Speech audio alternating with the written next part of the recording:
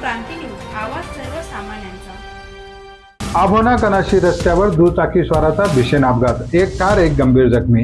आभोना कनाशी रस्त्यावर रविवार आज दुपारी सुमारे 1 वाजेच्या सुमारास दुचाकी स्वार आभोण्याहून कनाशीकडे जात असताना व पिकअप वाहन कनाशीहून आभोण्याकडे येत असताना या दोन्ही वाहनात भीषण अपघात होऊन एका व्यक्तीचा जागीच मृत्यू झाला, तर एक जण गंभीर जखमी झाला आहे। मिळालेल्या माहितीनुसार दुचाकी चालक देवीदास किल्लारी राहणार धरमबर्डे तालुका दिंडोरी जिल्हा नाशिक यांचा या अपघातात जागीच मृत्यू झाला आहे, तर मागे बसलेले सुरेश गायकवाड राहणार पाळेपिंपरी तालुका कळवण जिल्हा नाशिक हे गंभीर जखमी झाले आहेत। प्राथमिक उपचारानंतर गायकवाड यांना पुढील उपचारासाठी उपजिल्हा रुग्णालय कळवण येथे हलविण्यात आले आहे।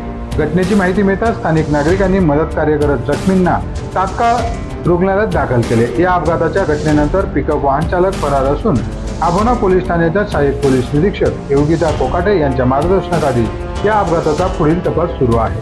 महाराष्ट्र क्रांती न्यूजसाठी वृत्त संकलन विभाग, आभोना, कळवण। अशाच नवनवीन बातम्या पाहण्यासाठी आमच्या महाराष्ट्र क्रांती न्यूज या YouTube चॅनलला लाईक करा, सबस्क्राईब करा आणि बेल आयकॉनला प्रेस करा।